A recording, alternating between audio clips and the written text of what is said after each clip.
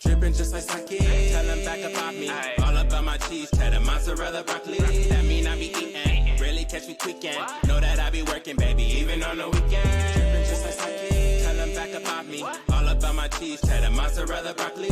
What's good, everybody? It's your boy Diesel. We're back for another episode of Sake Sundays, happily sponsored by God's favorite jewels and Sake High. With that being said, we have this bracelet here that actually matches our guest perfectly, provided by our sponsor. I'll give this to you. Thank you so much. Oh, it's crazy that it matches. I love this. I mean, you know, it's great when things kind of accidentally happen like that. No, yeah, it just means it was meant to be. Exactly. It's great. Go ahead and tell people who you are and what you do. Of course. Thank you so much for having me on the show, first of all. My name is Rebecca Boland. I'm over here from Orange County, California, and I run the slow fashion brand, REDxRB. REDxRB. How'd you get started with it? I got started with it back when I graduated college. I graduated back in 2016 from Santa Ana, with a double major in custom clothing and fashion design and merchandising. So that was really just kind of a birth of what I had learned in school and what I loved about fashion. Oh, what made you decide that you wanted to even get into the fashion industry? You know, it was kind of a long time coming. Like, I didn't really realize it until I had actually gotten into college that I really had this lifelong relationship and love of fashion. It kind of started when, you know, I was young and watching a lot of really old Hollywood movies with my mom and my grandparents and seeing all of these beautiful old costumes that really resonated with me and kind of, you know, that's kind of where my love of fashion started to grow. And, you know, I would always, you know, loved reading Teen Vogue when I was a kid. I would even read the actual full Vogue when I was in high school. You would actually read them? I would actually read them, yeah. There was an instance where I carried around a September issue from, I think it was 2007. Keira Knightley was on the cover, and it was about an inch thick. I actually carried that thing around with me everywhere for about a week straight. Until you finished it? Until I finished it, yeah, because there was just so much information. There were so many ads to look at and so many beautiful campaigns at the time that I couldn't put it down. I needed to look at it over and over again. Is Vogue your favorite magazine? At the moment, I actually have been reading Elle a little bit more than Vogue. Yeah. Growing up, my tastes are kind of expanding a little bit, and you know, Anna Wintour just left. They just hired a new editorial director, so it's kind of interesting to see where the magazine is going to go from here, in my opinion. I mean, as someone who's looked at it for, you know, as long as you have, I'm sure your opinion is valid. Thank you so much. But when you go from, all right, I love this, to I want to do this. You know, it actually, again, started in college. I just decided to take courses that, you know, had interested me after, you know, tackling all of my general education. Okay, so it was after already being in school. Yeah, so it was after already being established in school. I took a couple of fashion classes, you know, kind of going in, thinking I knew absolutely everything there was to know because I watched Project Runway religiously. So of course I'm going in with a really cocky attitude, and within the first class it's I don't know anything. Yeah. I actually don't know anything about anything. So it was an incredibly humbling experience to go through that first class, but everything that I had learned about it, it was okay, I feel like this is where I can really creatively show the world who I am. Yeah. Because there were other kind of mediums of art that I had, you know, touched base on in the past, like photography, a little bit of painting here and there, but it just didn't really connect with me the way that fashion did. No, yeah. Oh, what do you feel like are things that correlated between all three of those? Fashion, photography? I am not really sure, to be honest, but again, it was just, I really think it was my upbringing, you know, I had parents that encouraged me to, you know, be very creative and, you know, just go out and try it. And if you don't like it, it's not the end of the world. That means, you know, at least you tried.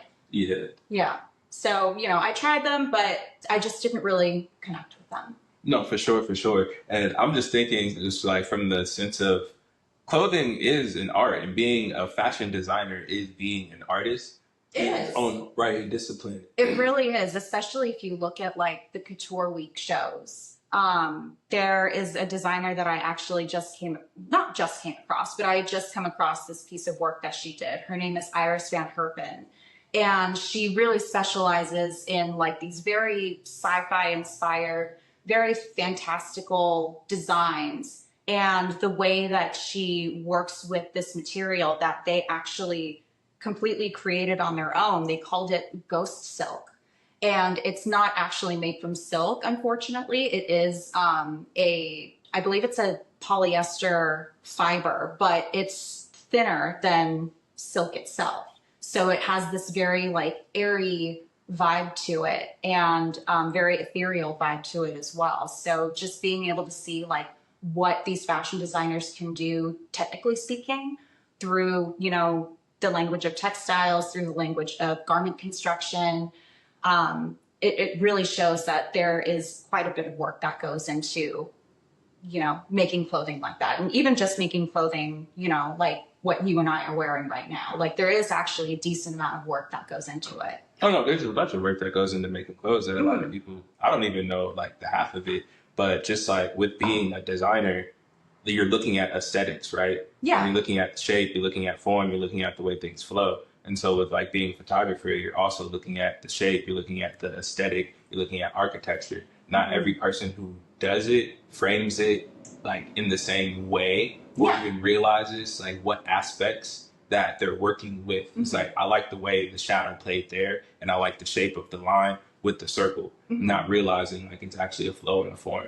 And that's something where it's like fashion designers are looking at the shape of clothes like that. Like this is gonna couture your body or hug you this way or give you that look. Where a photographer is like, all right, I'm gonna turn you that way and pose you this way because your body's gonna have that shape. And so it's like with all, in my opinion, all visual art forms, you're learning aesthetic, regardless of whether you know it or not. And I mean, like, even from what I learned in the past about, you know, photography in itself, like when I thought it was something that I wanted to pursue, you know, I obviously learned a lot to it, but it carried over to my fashion brand because, you know, my husband and I, he's my business partner at the moment. He and I have been doing a ton of photography ourselves at home.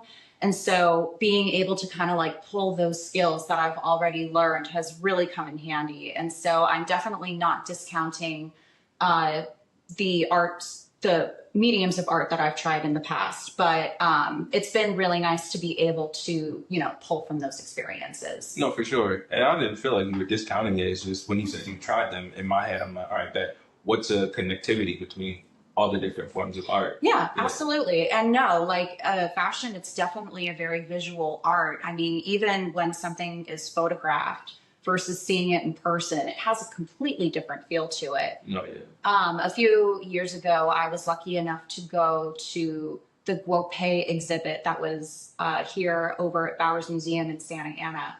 And she's a Chinese couture designer. She's actually the only Chinese designer that was recognized by like the official House of Couturiers over in France. It's very like, you know, very high standards, very prestigious and everything. And she's the only Not just anybody gets in. Yeah, not just anybody gets in. And so being able to see all of these really beautiful creations of hers and seeing all these different techniques that she was able to do in person, it was completely mind-blowing. And honestly, like if you get a chance to go to any kind of fashion exhibit or costume exhibit, I would really encourage you to go because it really just shows you, you know, the work that goes into all of these pieces. And seeing how like she worked with not only, you know, classic couture methods of different kinds of hand sewing and embroidery, but she also would marry modern technology into her designs. Like she actually had a dress that was,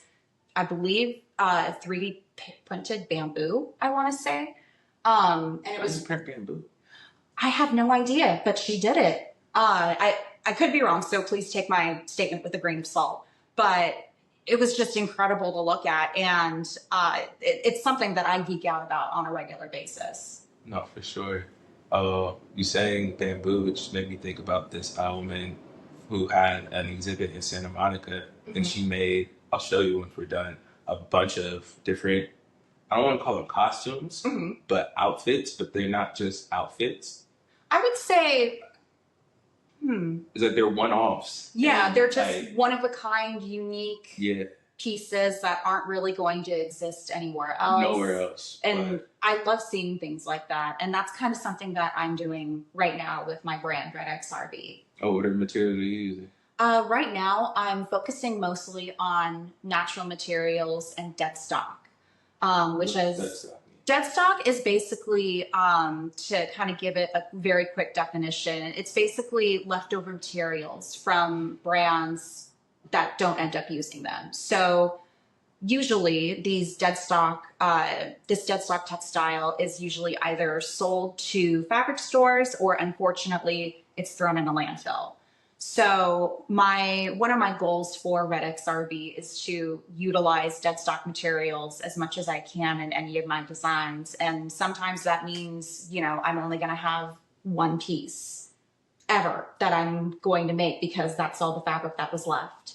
And so because, I've been starting to utilize these very hard to find fabrics, there's not a whole lot of it left. It really makes me think about how I design and how I can make this textile really shine. How about what have been some ways that you've decided are good ways to make things stand out? I definitely look at color and texture a lot because I don't know, I'm really drawn to things that are very colorful, obviously, from what you can see I'm wearing.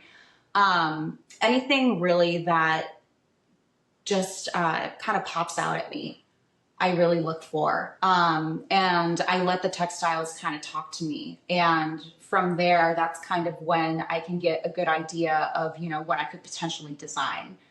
For instance, I recently worked on a coat and I had purchased the last 5 yards of that fabric. So I had kept it to the side for a really long time only because at the moment when I had first purchased it, I knew I wanted to do something with it, just I didn't know what. So I actually held on to this textile for quite a while. And I actually used pretty much all of it for a coat that I recently made for this upcoming collection that I'm working on. Is it all a collection of cold wear, clothing? It's definitely a fall winter inspired collection. If your fall winter is here in Southern California. It's a very kind of Western inspired collection. The inspiration for it pretty much came from a trip that I had taken with my husband, a few years ago. And it was throughout the Southwest and it was really beautiful. Where all did you go? We started here in Southern California. We drove up through Las Vegas, Nevada, up through to Utah, and then to Colorado to go and visit my dad. And then after visiting with my dad for a little bit, we decided to drive south through the rest of Colorado down to New Mexico. We stopped by 4 Points, which was really cool because I'd only been there one time before. And then we drove back home through Arizona. So it was basically one big circle of the southwestern United States. Oh, going through all those different states, do you notice the difference in the way people dress? Honestly, we didn't really have a whole lot of opportunities to kind of stay and study the fashion, at least on my part, because that trip, we had taken it after my very first fashion week back in 2021. So this is actually a concept that I've held in my heart for kind of a while now. And now it's finally coming to fruition with this next show that I'm going to be participating in. What was the concept of deadstock and the bright things that stand out? Yeah, absolutely. I kind of wanted this collection to feel like these really amazing vintage pieces that you would maybe find at a secondhand store, a thrift store, a vintage store, if you were on a road trip through the Southwest. So that involved, finding those really special textiles that you wouldn't really be able to find anywhere else. Looking at bright colors, really easy shapes to wear, and you know, to kind of have that heirloom feel about these clothes. Like, you know, it would be really awesome if, you know, whoever purchases this coat that I recently made from this dead stock, you know, if she passes it on to her granddaughter in, you know, 40 or 50 years, then I feel like I've accomplished what I wanted to do as a designer. And that's to, you know, make people or my clients and future generations happy with what they're wearing. No, for sure. Oh, how do you go about getting inspiration to create something new? Usually, I try to kind of think of like just a concept at first. I'm very inspired by nature, movies, music, pop culture a lot of the time. And so more often than not, it's just usually something that I've experienced personally in my life. For instance, my very first collection that I created for college to graduate was inspired by a trip I had taken to Thailand. I was out there for about a week and a half, and it's actually near the end of the trip is where I got engaged. So it was a really big moment in my life, and the parts of the country that we were up in like these mountains near Chiang Mai in northern Thailand. And just seeing all these trees and these clouds and just really being surrounded by all this really beautiful nature just really brought like so much inspiration to me and for, you know, this collection I needed to do in order to graduate. Oh, outside of the nature, what was your favorite thing about Thailand? The elephants. We got to hang out with some elephants for a bit, and they're my absolute favorite animals. So getting to interact with them was really fantastic. Did you ride one? We did, yes. This is before we found out that riding elephants was a bit of a no-no. Oh, you're not supposed to? Apparently you're not supposed to. Wait, did someone like help you, or you just decided you wanted to get up on it? Oh no, somebody actually did help us, and we like rode around, and that is where my husband proposed. We were riding an elephant, and that's when he popped the question. Unique. Yeah, definitely very unique. I did not see it coming at all. I was just in my own happy little world. You know, I'm riding an elephant. I'm in Thailand. It's raining, but it's beautiful. And what? No, yeah, it's like the last time I heard that, I fell off my elephant. Yeah, I almost did. I was like clutching onto the chair, and I'm going, "Is this real life? What?" Yeah, it was definitely a great experience. And again, it led to, you know, because of that personal moment, you know, it led to a lot of really great inspiration. Oh, for sure. Oh, where do you think, if you had to put, I guess you said the Southwest. I was going to say, if you had to put like a location on, like some of your, I don't say all of them because you have different collections. But Yeah. do you have different collections that you think are more inspired by other places? Absolutely. My second, or not my first collection out of college, but my second collection out of college was actually inspired by my great grandmother. I'm going to preface this by saying I know 100% it does not look like it when I say this, but I'm actually half Mexican on my mom's side. I know, you see this ghost of a girl right here, and you're like, well, she's not half Mexican. I actually am. But my great grandmother, her family was from Aguascalientes down in Mexico. And she was a really strong influence in my life. I thankfully got to know her growing up. I had a very close relationship with her growing up. She was also one of the first people that kind of piqued my interest in working with textiles and sewing and, you know, getting into that entire world. So I definitely was inspired by her and that area of Mexico. And it was a really satisfying collection to do. She unfortunately passed away, I want to say back in 2013. So it was really just a love letter to her and her home. And so was that when you finished that collection, 2013? No, that collection actually I did not work on until about 2018 or so. So it was a few years after she had passed away. Oh, for sure. Oh, what was the first thing that you made and actually either let someone else wear it or wore yourself? This dress. You're lying. I'm not lying. This dress, I actually... Yeah, the very first one I ever made in college when I started actually sitting down and taking full-on sewing classes. Yeah. So this dress is over 10 years old. One, it looks good. Thank you. It doesn't look like a first time. Thank you. I don't make stuff, but my mom and my aunt, like I watched them sew and make stuff. Really? And I've seen like, all right, this was just the first try before. It's not going outside, bro. No, I was so like strict on myself when making this. It was like I'm following every single direction to a T, and I am not deviating from anything. I'm just gonna, make this as nice as I can. And plus, kind of another reason why I was able to get it so nice in the first try was because I wanted to make something for my husband's sister's wedding. So, of course, being the way I am, I'm like, oh, I have to make myself something.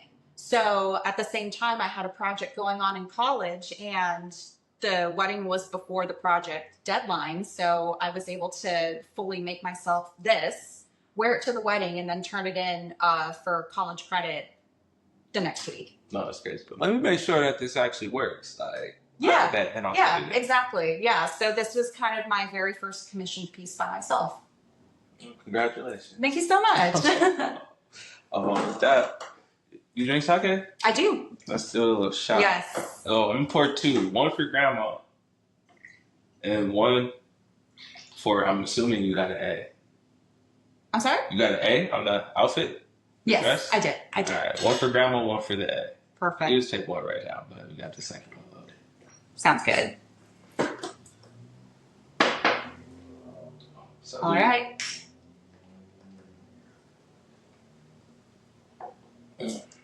So what did you? Oh, that's good. Let me tell you about this. It's really good. It had plums in it.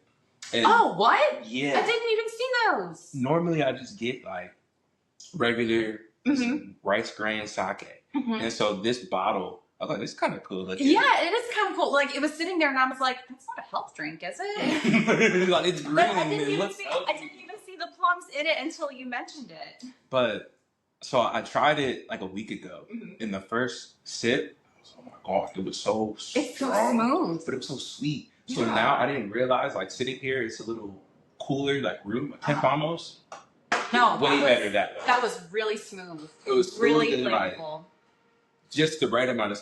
I promise you, the first time I was like, "What?" You're like, what am I tasting This here? is sake. It was so sweet, but then it had a little like bitter undertone.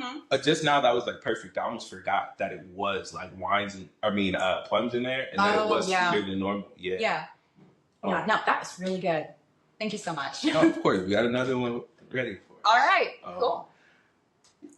When did you graduate? I graduated in 2016. All right, so 2016, and then 2021, first fashion week. Yep, that was my very first fashion week. I was found on Instagram. I was just about to say, what was that like Yep. connecting journey from? Yep. So, funny enough, this actually happened during the pandemic. Okay. Around, I want to say August of 2020, this small designer collective called Flying Solo out of New York found me on Instagram and reached out to me, and they asked like, hey, we really like what you're doing on here. We like what you're posting.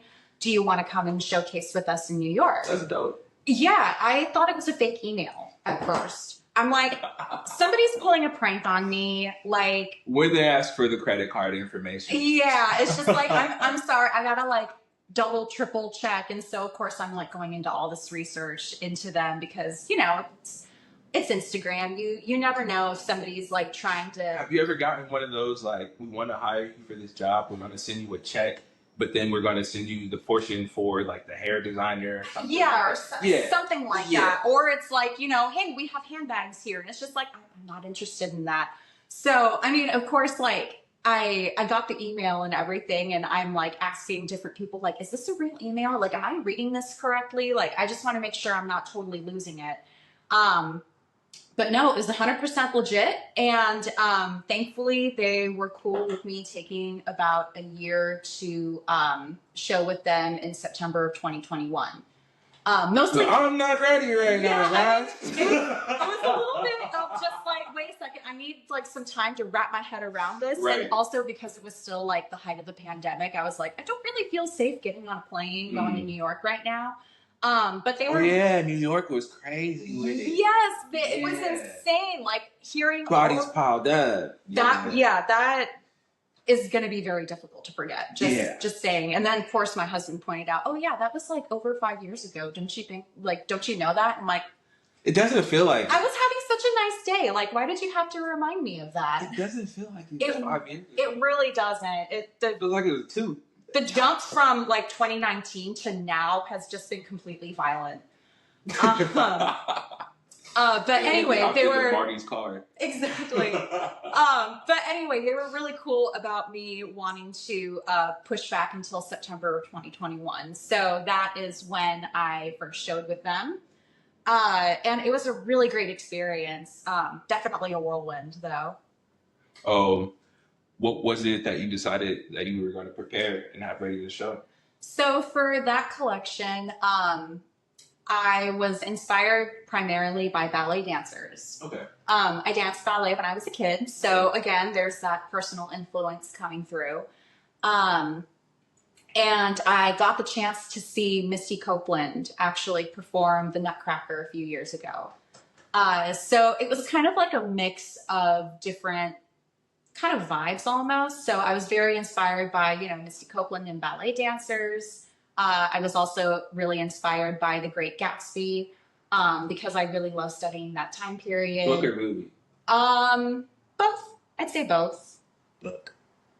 Well, I mean, of course, mostly the book, but Baz Luhrmann's version of it, I feel like it captured the glitz and glamour of the 20s perfectly. Oh, the aesthetic, and see, looking at it purely from an aesthetic perspective, it was beautiful. It was beautiful. Even just the design of the rooms, like absolutely beautiful. Yeah, they went all out with that, and I definitely taking time to appreciate it. Yeah, I was just like, bro, the movie's over. I don't know. Yeah, and it's just like the book is so much more weird. The book is so much more dramatic. I mean, like I remember reading it and going like chapter 7, like that's an entire soap opera, Real Housewives kind of episode. Like it was more emotion. Crazy! It was insane. Like reading that as for the first time. But then also I brought in some musical inspiration. One of my favorite albums is Electra Heart by Marina and the Diamonds. And what genre of music is that? It's very like pop. Okay. Very kind of like girly pop, I'd say. It's also very satirical in manner, which is something that Marina is really known for. It's one of my favorite albums of all time. It actually released like exactly on my 20th birthday. So it's sort of like, not like defined my 20s, but it's definitely what you listened to. But it's definitely what I listened to. It was the backtrack of the year. Exactly. It was the soundtrack to my 20s. Yeah. Pretty much. So I brought in like kind of these different, these different ideas together, and what came to be was something that I feel like was very airy, very ethereal, very lightweight, kind of like how you would feel a ballet dancer to be. Had a lot of fun working on that collection. I'm still like really in love with the pieces that I did. But I'm really happy to be going again. I was about to say, I mean, they like the designs enough. Yeah, they liked me enough to invite me back. Oh, what do you have for this year? For this year, again, it's going to be very like fall winter inspired. Okay, so back to the deadstock and yes. Yeah, exactly. So, focusing mostly on deadstock, natural fibers, really interesting. You say natural fibers, what does that mean? Natural fibers, it's kind of more concentrated on like cotton, linen, hemp. Yeah, exactly. Wool. Okay. Wool? How much wool? Where do you get your wool? I mean, the fabric that has the wool that I bought from Moon Fabrics here in LA. So shout out.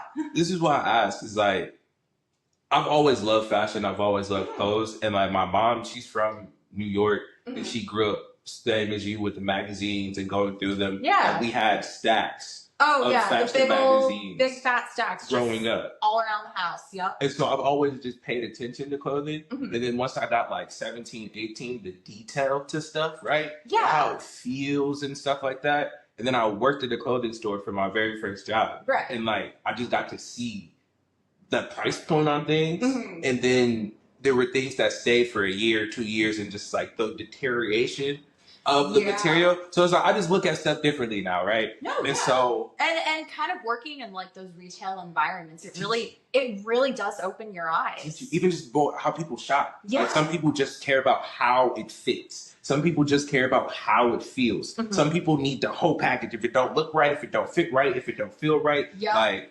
but let's see, 2020 I moved to LA, and then like 2021 I picked up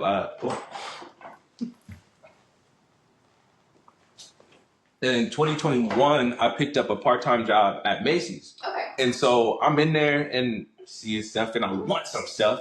And so I'm like, oh, wool coats. It's around October, November. Yeah. And they start bringing them in. It's starting to get a little chilly outside. And so I was like, what the hell? Because I'm looking at the Michael Kors coat versus the Tommy Hilfiger coat versus the Ralph Lauren coat. Right. And they're all slightly different, but it's a classic wool pea coat. Like, just how much variation do you need? Straightforward. And so I'm looking at the price point though. Mm-hmm. And one is $600, one is $450, and then they had like Perry Ellis was like $230. And so I'm like, all right, cool, whatever. And then I'm touching it. I went and picked one up, and I was like, what the fuck is this? Like, bro, it feels like paper. Yeah, it's like rough or whatever. And then you feel like wool. Yeah, no, it felt like a thick sandpaper. sweater. It's like sandpaper almost. And so I started talking to one of the guys who's worked in like the this is Beverly Hills Beverly Hills Macy's. Yeah. So they have like the costuming department for the whatchamacallit, movies, TV shows for the theaters, not theaters, the studios, the stylist for the studios. And he's doing this for 20, 30 years. And then there's another man who works in the men's suit department, again, 30 years. And they're like, you want that? It's like, are you sure? You feel me? And I'm like, what are these made out of? I started looking at the labels. This thing was 30% acrylic. I was like, bro, that's why. One of them was 60% acrylic. I'm like, you guys are selling this as a wool pea coat, dog? And the for wool is $650? And the wool is like only 30 or 40%. So like technically they can say it is wool. Bro, but you just sold us some plastic. Literally You're selling people a plastic coat with some fibers attached to it for $1,000. I was so mad. And the dude was just like, oh, over time, the quality of all material has just gotten so thin. And he was like, and now after COVID, you know how much boatloads of material has just been left? And people who are designing have to still meet their quotas for price points, meet their quotas for amount of product, but then they have to make this little bit of wool stretch. Yeah. I was like, bro, that's crazy, and I don't want to buy nothing. So then they have to go and put the acrylic and the polyester and the other whatever synthetic material. As someone who designs stuff, how do you feel when you go in stores and you're looking at stuff and it's polyester and acrylic like 90%? Most of the time, I actually end up putting it back. That's what I'm saying. Because lately, like, especially with how hot it gets here in Southern California, I don't know if your listeners know this, but like just this past week here, it was like 95 degrees, 94 degrees, and like it's insufferable. So 80 degrees at 11. Yeah, at 11 a.m. Like it's absolutely criminal. And, you know, wearing polyester, it just felt like wearing a plastic bag. Like there's no breathability to it. And so from my own personal shopping habits, like now, like if I find something that I like, I take the time to look at that tag. Look at the fiber content tag, because if there's like a big chunk of acrylic or polyester or nylon, I'm putting it back. Yeah, because I don't want to spend that kind of money on something And then after time too, like, you know, the polyester and then the wear and tear, and then washing it with all the microplastics. Drying it. It looks like a completely different thing after it does. Especially if you're talking about like an acrylic sweater. Like I feel bad for any and all of those acrylic sweaters that get killed up and look. I feel bad for the people who don't have the wherewithal to even be aware that this is a thing. Because there's so many people who just buy stuff based off of it looks cool, I want it. Yeah. And I've been there. You feel me? I've been there too. I was absolutely guilty of that in the past. But then really 2021 October, November in LA is what made me, I was like, all right, never mind. Because once I looked at the coats and I looked at the prices, I'm like, this is a whole $200 different. The most expensive one had the least amount of natural material. Yeah. I That's such a trip to me. Like, personally, it doesn't make any sense to me. If I'm going to be like charging that much, it's going to be wool, it's going to be alpaca, or at least as much as I can. Yeah, at least as much as you can get, as much of that natural fiber as you can, because it's actually going to keep you warm. And it's going to last. And it's going to last you forever. And I think that's another reason that, that it's the reason why clothes are not lasting the same, because the material integrity is not there. Yeah, the material integrity definitely has like worsened, I think, since COVID. That's at least what a lot of, customers have been saying from different, standpoints, whether they're, buying from Macy's or Nordstrom or even buying from Shein. I mean, don't buy from Shein, but that's just. It's going to be plastic. Yeah, that is. It's not plastic. That's literally plastic.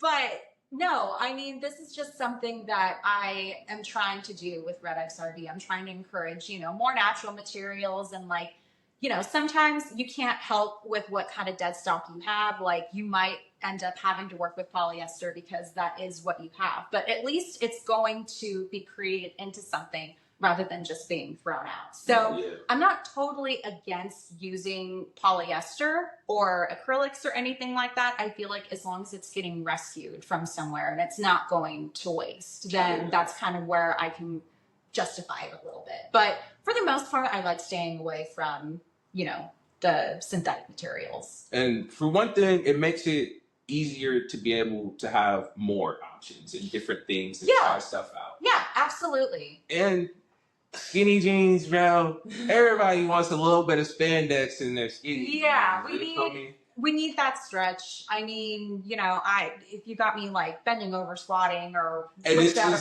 I gotta move. You're not cotton denim, locked in denim. Yeah, no. If there's no stretch to that denim, then you're not gonna have a fun time. You're gonna be uncomfortable, a little upset, like. Yeah. But there's a balance. It's a balance, and not everything. Like, you don't need 99% nylon socks. So. No. Your feet stink. Oh God, I can't even imagine what feet would be like at the end of the day with a nylon sock. Oh, that's funny. All right. I'm glad that I haven't really able to talk to too many people about. I was so mad. I was mad. Like, I felt betrayed. Oh no. And so when I'm talking to people about it, like, they're kind of like, just buy the other one. Yeah. No, bro, it's not just about that. Like, the quality of all the stuff coming from them is in question now. Yes. Like, I have to question everything from Michael Kors and Ralph Lauren, dog. 50%. Really? Yeah. What are we doing? Come on, like, come on, man. Exactly. You feel me? And it's really just the perception around it. It Because really if this was off of Shein, if this was off of Temu, OfferUp, if I was just in a random store, and this wasn't a name brand like that I grew up with expecting quality, right, I wouldn't have been disappointed. Yeah. If it wasn't a $500 coat, I wouldn't have been disappointed. Right. But you're really charging people $500 for sheets of plastic stacked together? Nah. I'm not about that. Wonderful business model. Like, upsell $150,000. Like, oh God. Goodness. No, but if you want to rant about that, I'm your girl. I'm good now. Okay, feeling better? Yeah. Feeling better? Oh. Awesome. But what are some of the either designers or brands that inspired you the most just growing up? Ironically enough, Ralph Lauren is one of them. I feel like everyone. But I mean, it's just such a classic, timeless. I was literally about to say timeless. It's timeless. It's absolutely timeless. And, whether you're looking at vintage Ralph Lauren or Ralph Lauren now, it just transcends time to me. So he's definitely been a really major influence on me.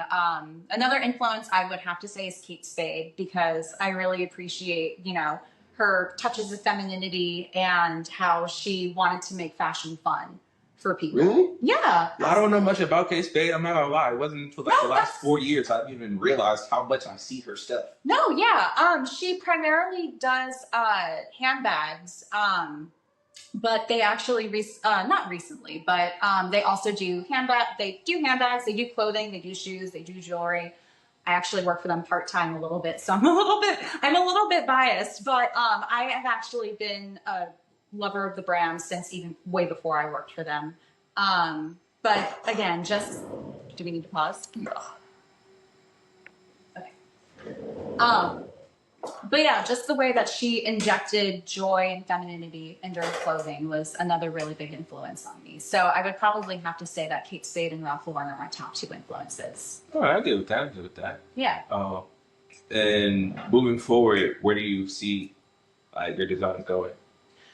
You know, hopefully, I can continue to really grow my business, get my name out there a little bit more.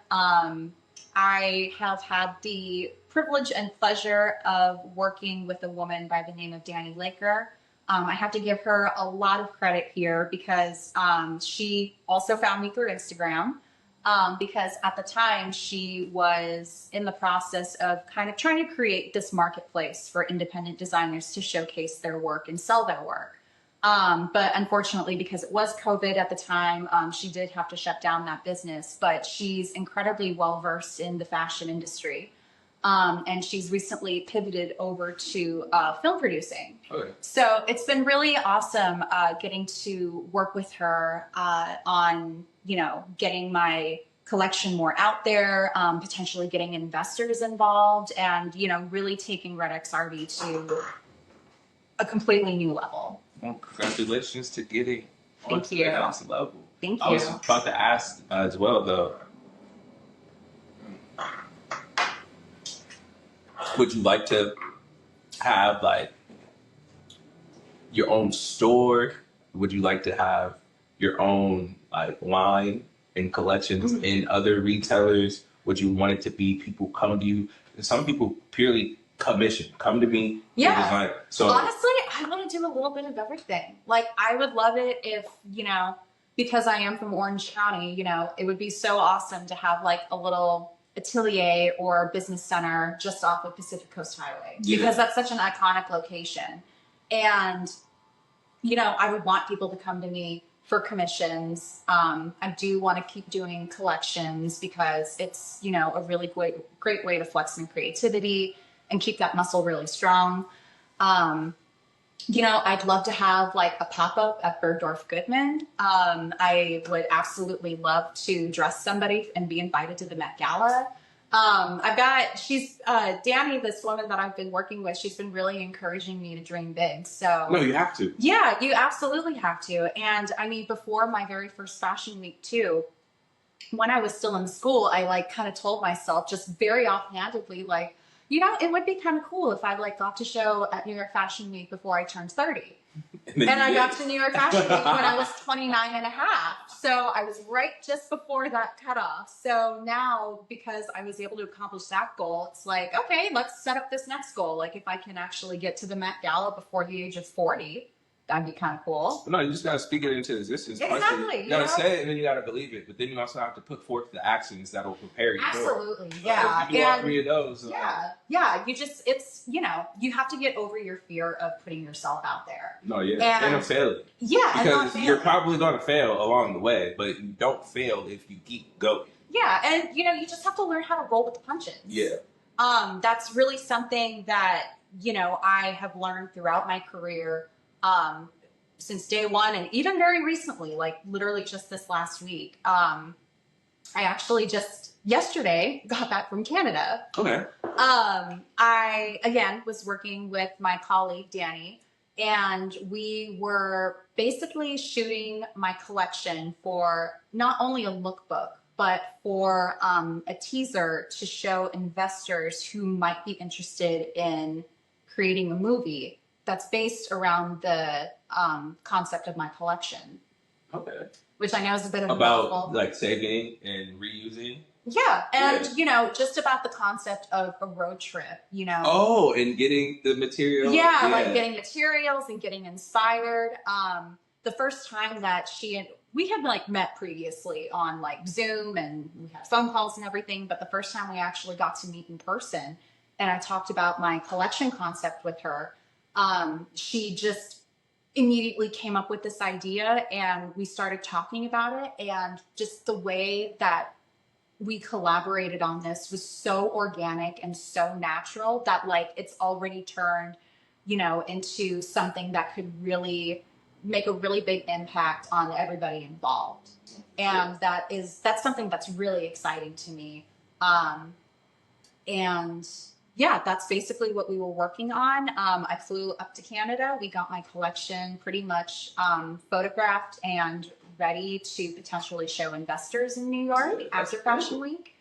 So yeah, it's all very exciting, but also a little nerve-wracking, obviously, because, you know, it's the future. Yeah, there's a lot of moving pieces. A lot of other people. We don't know how fast these pieces are going to move. So I guess that's where a tiny bit of my anxiety is. But, you know, again, it's like I said, sometimes you just have to roll with the punches and see what comes at you. No, I mean, once you get other people involved in backing it as well, it's like some of the pressure is off. But at the same time, it's like so exciting to have other people who see the vision, understand it, and really want to be a part. Exactly. And it's so important to be able to work with people that, you know, see what you want to do and like are encouraging you. To go the same direction. Exactly. And not just trying to like, oh, okay, we can take that and we'll do what we want to do with it. Exactly. We can use that for this and then that's it. Yeah. Yeah, exactly. But actually wanting to build and further your actual idea, gotta love it. Yeah, exactly. And, you know, the way we collaborated just this past week, again, completely organic, completely effortless. And, you know, I think that's something that's so important when you're going into business with somebody is that, you know, it can't really be forced because if it's forced, it won't really work. No, for sure. Oh, with Fashion Week, what was your favorite thing about the experience? Oh my gosh. Honestly, like I can't really pick one instance because just every single aspect of it had like a completely unique feeling to it. Like, you know, there's one day beforehand where we have to go through model fittings, and that day was pretty much complete chaos because there's models everywhere, there's designers everywhere, there's people trying to clothes, there's cameras, there's shoes, yes, hats. There's everything. No. Everything. There's people just trying to see. Yeah, exactly. There's people just trying to, you know, get everything in order and things like that. And, you know, it was kind of a rush, but it was almost exciting in a way. Have you worked with models before then? I have, but I worked with both professional and amateur models, and honestly, I don't really have any complaints about working with either. I feel like amateur models, they give like a really great kind of sense of trying to think of the word. Refreshing. Yeah, it's something a little bit refreshing and a little bit more natural. Yeah. Whereas, you know, professional models, like they know how to pose, they know how to walk, it's pose, all turn, look. to science. Almost. Yeah, it's not really in a bad way. It's just it seems sterile or cold. Not in a bad way, but it's like it's just kind of like methodical. Yeah, it's a little bit more methodical when, you know, it's a professional model on the runway, but you know, the models are there to display the clothing. But, you know, using, you know, more amateur models for like a photo shoot or anything like that, a lot of the time I feel they just kind of bring this really great energy. Yeah. This really great natural energy to it. So, I mean, I love working with either. I feel like that's something that people who like want to model or get better at modeling like overthink and don't realize. It's like part of the model's biggest asset is just being comfortable. Yeah, like it definitely is. Be comfortable and then have fun. It's like I model as like I'm here. Yeah. Not this is my career path and goal. Yeah, it's just kind of more like I'm just doing this for fun. No, it's not for fun. It's not just for fun, but it's not like I'm not trying to be in Vogue. I'm not trying to be a runway model. It was an idea I had. Can I do this? I enjoy fashion. I enjoy photography, like the art, the process. Yeah, you wanted to and go out I and learned try how it. to do it. You feel me? Yeah. And I got paid to do it. So it's like, okay, bet. Oh, for back sure. pocket objective. Absolutely. If there's a call, I can answer. 2 birds, 1 stone. Exactly. But then with photography, I love photography. Yeah. Like in photography, I would definitely choose over modeling probably any day. But doing both just makes it, you know, another layer to the understanding of the whole thing. So, for sure. like, what do you say? Professional model versus an amateur model. I already understand like where you're going with it, but then just saying like the amateur models just bring a natural energy. Yeah. That energy is what a lot of people are missing when they want to jump in to modeling, and they're so in their head or they're so or nervous, they're like anxious. stiff, you know, like it's just like just gotta relax. Chill. Just relax. Chill and have fun. Have fun with it. Yeah. Because like if you don't feel normal, it's gonna come across. You don't look okay on the camera, no. bro. You look out of place. It's a little just like it's okay. Just take a deep breath. If you feel uncomfortable, fine. you're gonna look. You might not look uncomfortable, but the picture's not going to have that essence to Exactly. it. Yeah, and it's hard to put that into words. No, it's so hard really to explain is. that. Yeah. Have you ever been on the other side of the camera? I have actually. As a model? Back when I was in college. Yeah. How'd you like it? I had fun with it, but it was definitely just kind of more of like a short thing I wanted to try. So you didn't want to try? It wasn't like, oh, there's no one to do it. Yeah. Part of it was there was actually an instance when I was in school where we didn't have enough models for our school's runway show, so I did step in. I did step in last minute. It was a lot of fun. I had this really huge, crazy like mohawk done for me, and like this really like kind of. You said, if I'm gonna do it, I'm going all Yeah, out. I was just like, you know what? Let's just do this, okay? I was literally like wearing a paper dress on the runway, and so I'm just like, you know what? Let's just go crazy with it. So I had this big mohawk, and I had this crazy like 1980s style makeup, and I just like went out and went for it. And then like later that night, I'm like driving home. I still have the crazy hair and the crazy makeup. And I actually saw somebody like look over in their car going, What is that? Is she okay? Like, Or driving a Prius? No, I was driving a minivan. Yeah, like, she left the kids at home. Yeah, like she's going out and having fun. That's it. Would you be a model? Not really now. I think that I'm a little bit past that point. I definitely have more fun designing. No, yeah. Yeah. And you get to do like more. Yeah. I feel like you could design for all looks. Exactly. You can only wear looks that work with your look. Right. Yeah. Oh, after being at Fashion Week, what do you feel like you learned that you were able to implement into your designs? Definitely I learned that it's okay to push myself. Yeah. And that's something that I really try to do as a designer. Like I try to push myself to use new materials, to use new techniques that I've never done before. And that's something that I try to do with every collection that I do. Like, because if you don't push yourself, then you don't grow. And, I don't want to remain stagnant as an artist. So that's kind of why I keep pushing myself to do more. I'm glad you said it that way as an artist, because I was just thinking collections, albums. Yeah. Right? And it's like, you don't want to make the same song over and over again. You don't want your albums to be like the same. So it's like, what do? You implement new stuff. Yeah, you implement, what influences you, what surrounds you in the moment. Yeah. Oh. Let's see. Is there anything else that you wanted to talk about with Fashion Week? What? Runaways. Talk about the movie. Okay. Yeah, sure. So the reason I was in Canada as well, not only to shoot my collection, but it was to also kind of go further on this teaser trailer. So we got a bunch of footage of models wearing my collection, and Danny, the producer that I'm working with, and she is an official investor at this point. She is putting together a teaser trailer to show investors, to not only get them interested in potentially investing in REDxRB, but also investing in a movie that was inspired by the collection. Just a really quick synopsis. What kind of charger does your phone take? Not the USB-C, but the one. The regular one? Yeah. And strength. I actually have not read the script for that yet. All right, it's fine. Okay. Oh, your phone might die before we finish. Oh, that's fine. I have a plug in the car. It's like worst case scenario, we're just gonna get them straight on. Yeah, that's fine. That's the big yeah. Okay. And this week too, this runway show, talk about like the prep for it. Oh, right. Build up to it. Thank you.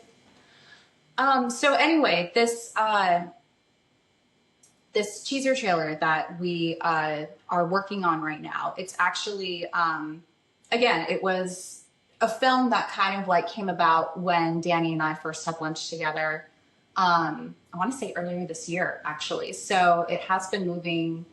It has been moving slowly but surely.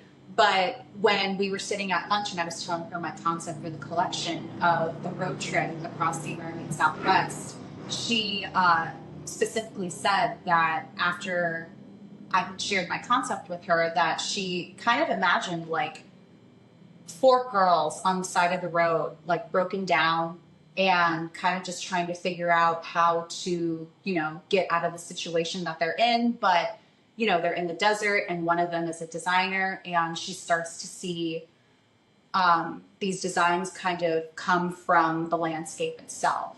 Gotcha. Yeah. How would that? I'm thinking visually now. What's that look like on camera? Honestly, like the way that she had put it, I kind of like saw it in my head as well, because again, a lot of the landscape of the American Southwest is what inspired this collection. No, I got you. So basically like it kind of came from that, and it was But do you draw your designs? Yes, I do. Again, I'm thinking like on camera, what does this look like? Yeah, it would be kind of like the way that she described it was kind of like, you know, she would look out in the distance and, you know, like get excited. Yeah, like those waves that you kind of see across the desert when it's really hot out, how like it would kind of like emerge as a mirage from that. Okay. So that was kind of like what she had in mind for like how these designs would come to life for this character. Yeah. And she ended up writing an entire script for it. And, you know, these 4 characters, they each have really distinct personalities, really distinct backgrounds.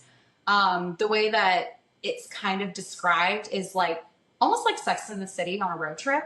All 4 female characters? Yeah, 4 female characters. They're all on a trip together, and they all learn something about themselves from this trip. Like they're going through their own, you know, personal struggles, and their own personal issues, and midlife crisis. Sort of, yeah, or quarter life crisis, depending on how we look at it. But that's kind of where this came from. And you know, after she came up with this idea, within a week, she had like a script ready for me to read, and I absolutely loved it. And she wants to make the collection that I will be showing at Fashion Week as a part of the movie. So when I described, you know, what I was designing and my concepts behind it, she finally got to see it, like all of it this past week. And she told me that like she absolutely loved it. And I'm very excited to show it to the world on the 14th, actually. This month? This month, yeah. Wow. So it's literally like just a little over a week from now. Yeah. I'll be back in New York. Big bet. Oh, congratulations. Thank I'm you so excited much. for you now. Yeah. So we're looking for a movie. We're looking for a new collection for the next fashion week. Yeah. So I definitely have a lot on my plate right now. Again, makes me a little bit nervous, but it's also really exciting at the same time, because again, I have put a lot of, not so much blood, but for sure sweat and tears. It's probably been a couple pricks in there. Oh, for sure. I cannot tell you how many times I've accidentally poked and stabbed myself, and like some blood in it. It's just a little. No, I need a Band-Aid now. I stabbed myself. Yeah, it happens. But so there's a little bit of blood, but also sweat and tears into what I want to show the world and what I have to say as a fashion designer. Oh, what's your prep like getting ready for a runway show? Prep right now, it's mostly going to be, well, right now, since I just got back from Canada, right now I have my collection hanging back up in my studio right now. I'm actually going to go over it just to make sure that everything still looks really nice for the runway presentation. And then next week, we are going to be flying out to New York. And I'll be dropping off my collection with Flying Solo. We'll be doing fittings with our models. I'll have a few interviews with potentially some magazines, I believe. I'm not sure which ones yet, unfortunately. But we'll also be doing Press is press. Yeah, press is press. I mean, it doesn't matter where it's coming from. I mean, if you get your name out there, that's what really counts. That's what matters. Exactly. So we're going to be focusing on that, and then really just prepping for the runway show. I'll be showing at 11 a.m. So pretty much first thing on Sunday the 14th, which will be kind of nice because then I have the rest of the day to kind of relax and enjoy other shows, potentially see what other people have created and designed. It's always exciting to see what everybody's perspective is in the season. No, for sure. No, I'm excited now to just see how far this goes with the whole movie. Yeah, it's come together. That'd be dope. Yeah, exactly. I'm really looking forward to it as well. This is something I just remembered. I remembered it probably like 20 minutes ago, and then it went back to the back of my mind. For sure. But when you were talking about like using cotton and linen, when you said linen, I remembered something that different textiles just interact with human, like, I guess the body essentially in different ways. And it's multifaceted what I'm thinking right now, because one thing I just learned was that wearing like certain fake materials, polyesters, acrylics, Right. it's crazy. I was trying to say it in a way that like is easy to understand. And not saying you don't understand it, but make for it sure. just like accessible. For sure, yeah. Because I don't remember how it started, and this is how my life goes. I don't remember where I first seen something at. Right. But I've seen something that was just like, we all emit charges, right? Yeah. Everyone emits an electrical charge or frequency of some wattage, whatever that may be, right? But then if you have like a conductor of electricity, right, and then you put something else on it, some rubber, and it insulates it, the conductivity is going to go down. Yeah. The same thing works with the charges that we emit based upon what things are in contact with us, including our clothes. So like if you're wearing acrylics, if you're wearing polyesters, if you're wearing certain dense materials, if you had a positive charge of +3, you might be at a -2 with the material that you're wearing. Right. And then I saw something else that was just saying, like, if you look at royalty in other nations, they're wearing silk and linen. No ifs, ands, buts about it. Yeah, Like, no, it's all of those. 100% It's cotton. all of those natural materials, and they were all very expensive materials, especially way back when. Exactly. That only royalty could afford them. Same with the color purple. And not even just that, though, because it wasn't even just royalty could afford them. It's like, yes, they didn't have silk, and they might not have had the same grade of linen, but they weren't wearing other materials either. No, You feel they me? weren't. They Yeah. were all cotton.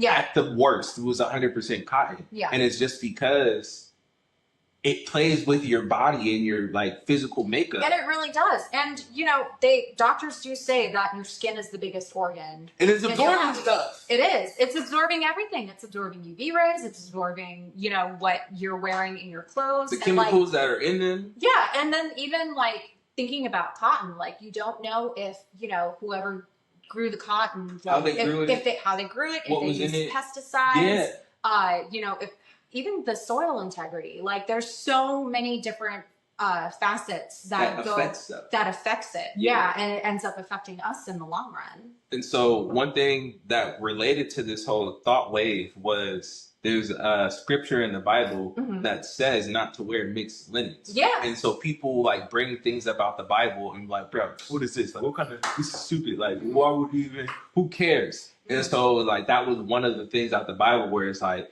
bro, you see how dumb the Old Testament was? It's telling people that they can't wear clothes of mixed linens. Are they going to die? But then when you dive deep into the actual science behind the linen and the different structure and makeup of it, there's an actual scientific reason for not wearing mixed linen. And then because it's going to keep you vibrating on your highest frequency if you do wear cotton, silk, linen. And then on top of that too, there were these textiles that we can't even recreate anymore because the plant doesn't exist. Back in kind of the Regency times of England, there was a specific muslin cotton that came from India, and it was very lightweight. It was very translucent. And, you know, people in England, they went crazy for it, and they went so crazy for it that the plant went extinct. And so, you know, because that plant went extinct, we can't actually go and recreate that specific material anymore. So it's been kind of, but I have read, I can't remember where I read it, but I did actually read somewhere that they were planning on trying to at least cultivate a plant that was very similar to the original plant from which that muslin textile was created. And even like looking at some like linen textiles, like there was a photo that I saw of a linen textile in pristine condition from the 1700s. And like there was barely any damage on the edges of the fabric. It was like a little bit yellowed because of course of age, you know, that just happens with time.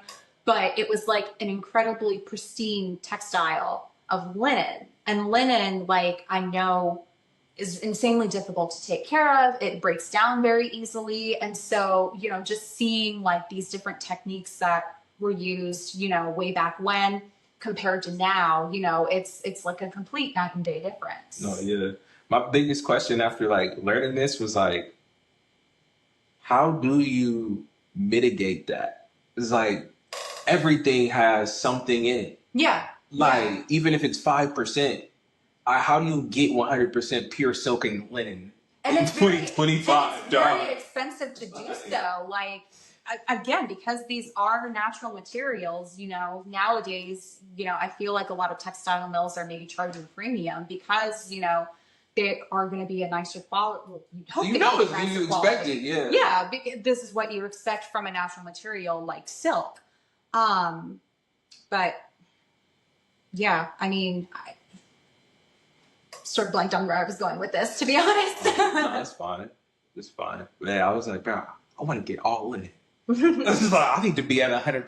100%. I need to be getting 100% frequency. Like, what are we talking about? Like, yeah. It's like, what would you feel like? Yeah. What would your, I don't know, would you notice a difference? Like, I don't know. I mean, at least for me, I would definitely know I'd feel a lot breathable. A lot more breathable. Oh my God. So breathable. At least it's flowy. I could flow, it flows through. I'm not sweating my butt off, you know? Yeah. Yeah, no, I thought that was mad interesting, especially just with the fact that it was like, it was a scientist. It's like you just said, I don't remember where I read it all that because it all like. Oh, yeah. I mean, like, I get my information from like so many different places. So many places. Yeah. And it was like there was one piece from here, then one piece from here, then one piece from here. So I think I was on like TikTok or Facebook or something, and I seen somebody like all these dumbass rules. And I'm like, I wonder what is the reason for that. Yeah, like from my perspective, if they put it in there, they put it in there for a reason. Right. For a reason. Right. And so there's different parts of the Old Testament. Like I grew up in the church, right? So there are parts of it where I'm like, if you read the New Testament, that whole thing was made null and void. So you're right. Right. And then there's other parts where it's like, I think you're misinterpreting that whole thing. Yeah. And so for this one, I was like, good question. Why do it matter whether you feel me it's 100% cotton or not? And like that's kind of the fun bit of it for me, you know. It's just kind of like, oh well, why is that? Why and is like, that? you know, kind of going and looking, figuring it out. That's the out. part that a lot of people want the answer now, or it doesn't matter. No, you gotta research it. You gotta look into it a little. I was like, I'll tuck that in the back of my head. That's a good one because like when people say, "Oh, these things are stupid," I'm like, "What, bro? Thou shalt not kill." Like, come on now. Like, there's certain things that are just innate. Like, and so that was a good example, and I was like, cool. Like, why? And then probably a month later, I'm like, did you know about the different frequency tolerance of cotton? No, I had no clue. Like, wait a second, that makes total sense. But that relates exactly back to why you're not supposed to wear. Answer! And then I'm like, well, we were taught a long time ago that everything's emitting some type of charge or whatever. Yeah. And it's like, they've done tests where they put people up to electric transmitters and to see, like, all right, bet. And it's like, all right, the average human isn't out here fucking generating enough electricity to turn anything. You feel me? It's not a crazy amount. For sure. But it's there. Yeah. And it's higher in some people versus others. Yeah. Cool. And so once all 4 of those work together, I'm like, interesting. So you're telling me. Yeah, you're connecting the dots. We're all kind of just weird versions of ourselves because we're never in the state that this is telling us like we're supposed to be in. Yeah. Interesting. Now what? I don't know. these definitely have polyester in them. Yeah, They're skinny jeans. that's okay. But just having that like whole train of thought and being able to connect stuff, I feel like it's just like a That's good fun. thing to do, and it's It's fun. fun. Sometimes it's fun. Yeah, when you connect those puzzle pieces together, it's like your mind kind of gets blown a little bit. Yeah. It's like, oh my God, I didn't realize that. You know, it's like, I'm able to think. Yeah, exactly. Oh, where are we going with this now? Don't know. Yeah, it's just like I just have this information in my back pocket if I need it. No, yeah. Or maybe that's what it is. I Yeah. have to commission you to make the completely linen line for me. Okay. I mean, hey, I'll give you my card at the end of this. No, for Just sure. give me a hit. Like, hit me up for sure. Well, what would even look like though? I don't want to be in like a flowy beach suit. No. No, we'll make it cool. Some people always being like, it looks like you're going out to lounge. No. You're You're not going to look like some dude going out to dinner in Newport Beach. I'll make it look cool. Don't worry. But we'll see. We'll see. I'm always down to collaborate with my clients. Like, I love collaborating with my clients. Because obviously I'm making something for them, but like, you need to have fun with it together. No, yeah. It's all about having fun at the end of the day. Absolutely. You gotta enjoy what you do. For sure. Because if you don't enjoy what you're doing, then why are you doing it? Right, exactly. With that being said, thank you guys for tuning in. On another episode of Sake Sundays. Thank you for stopping in. Thank you so much for having me. Of course. And we'll see you on the flip side. See you later. Dripping just like sake. Tell them back about me. All about my cheese, cheddar, mozzarella, broccoli. That mean I be eating. Really catch me tweaking. Know that I be working, baby, even on the weekend. Dripping just like sake. Tell them back about me. All about my cheese, cheddar, mozzarella, broccoli.